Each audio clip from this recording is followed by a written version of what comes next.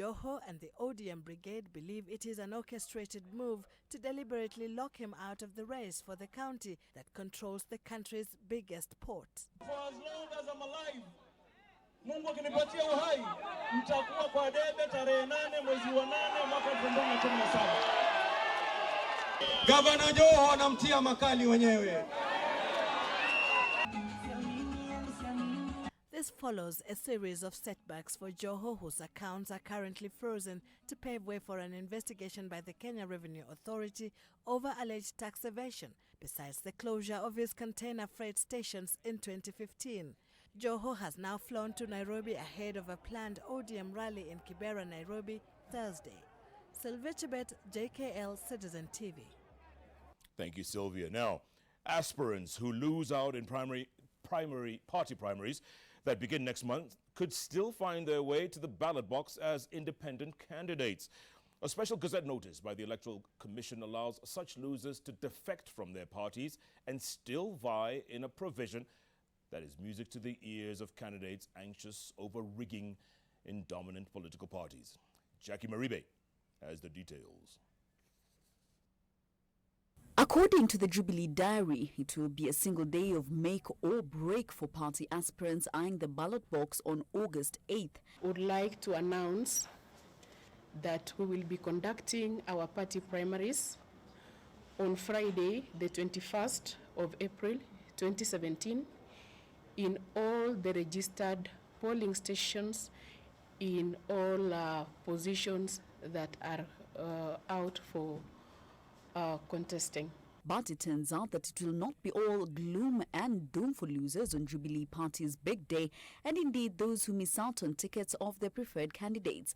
A special gazette quietly published by the Electoral Commission 2 weeks ago gives a window of opportunity for such losers or those who would have been rejected by the parties for whatever reasons to redeem their ambitions as independent candidates. The notice details election regulations, and now, while party primaries must be concluded by April 26th, candidates that would wish to participate as independents have until May 8th to resign from their respective political parties should they lose out on nominations, and submit their names and symbols by May 10th to the IEBC. This reversing an earlier legislation by parliamentarians in September last year, barring party hopping after party primaries are conducted. But the Council of Governors filed a case at the High Court suspending the legislation on party hopping. The governor's argument being denying politicians the right to move to other parties is unreasonable and unjustifiable. The option of vying as an independent could turn out to be a much-needed salvation for candidates rigged out of nominations or those kicked by dominant parties over disciplinary concerns.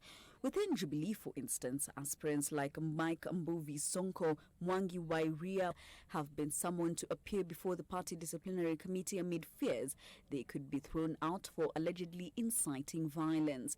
Meanwhile, JSC's Winnie Guchu has made a comeback to the president's party as the executive director. Jackie Maribe, JKL.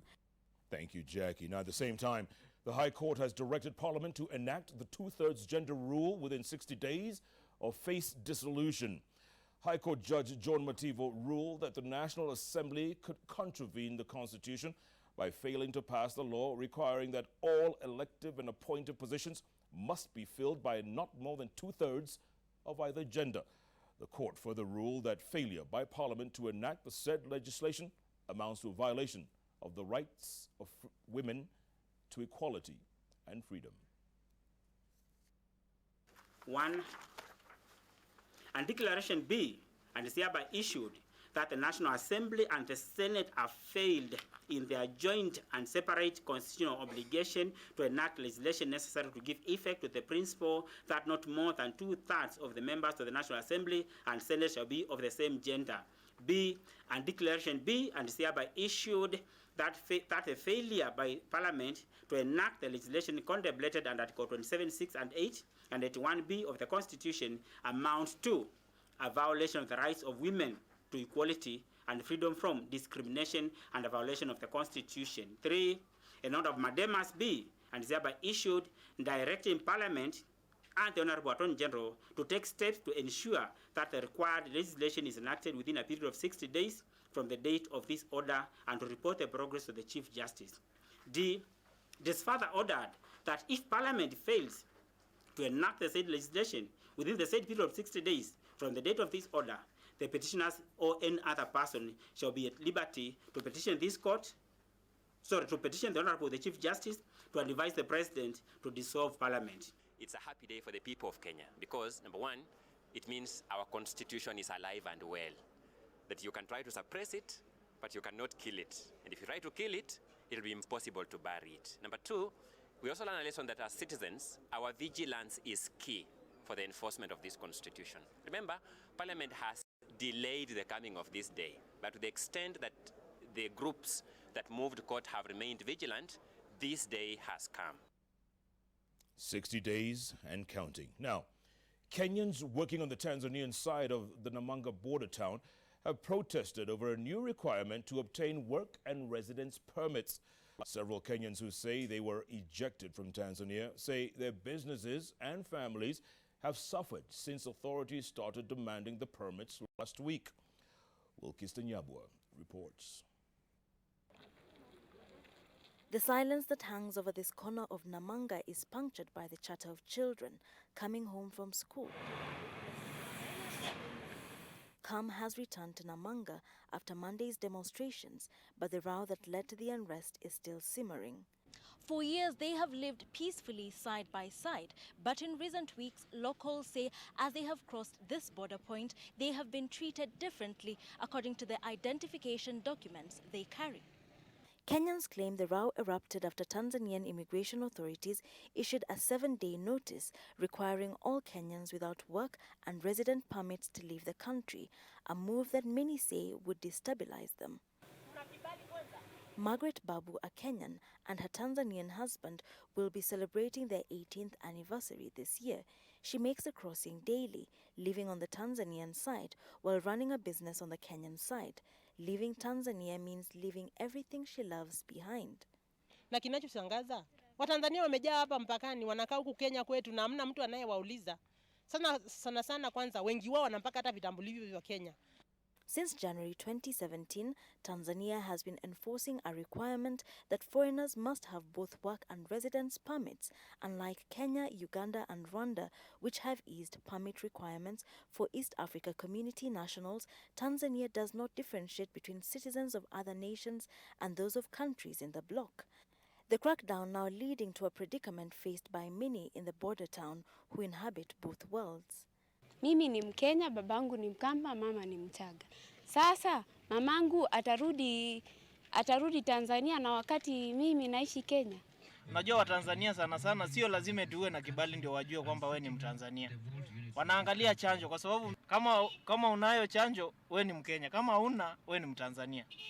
Causing business at the border to slow to a trickle. Residents say while there was no formal notice, immigration authorities made them aware that they would have to pay an annual fee of $200 to acquire the permits. At least 10 Kenyans, it is reported, have been taken into custody under unclear circumstances. Sasa huku ni kulala tumelala. Lakini siko sheria inayosema ati mtu akikaa Kenya awe na mabarua yote, permit, resident, kila kitu yote. Si sheria inasema namna hiyo.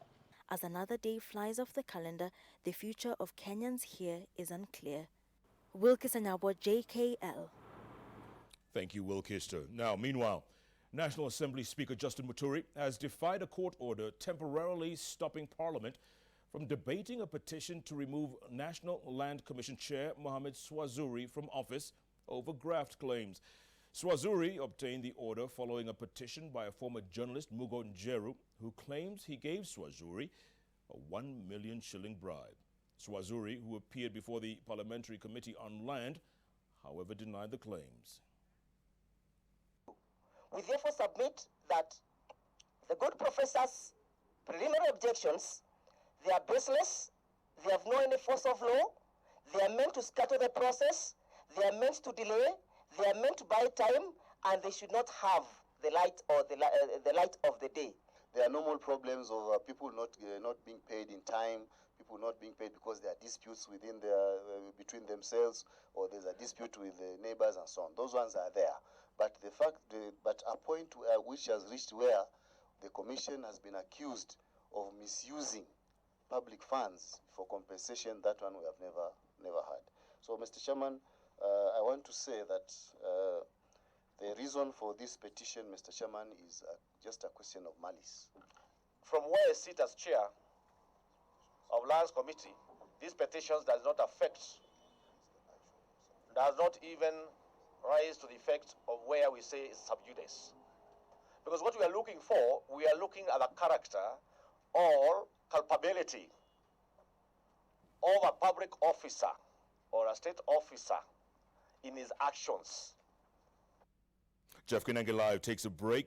We'll be back in a short moment. Plenty of news ahead, business and sports as well. Also, my guest, Kotu's Francis Atwoli, the Shenzi man, is in the house.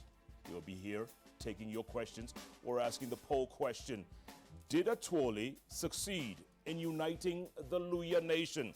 That's only one of the questions. There's plenty more on social media being asked by you all. Keep tweeting at Koinange Jeff, at Atwoli Francis. Hashtag, as always, JKLive. Also, SMS us, the number 22422. Jeff Koinange Live takes a break. We'll be back in a moment.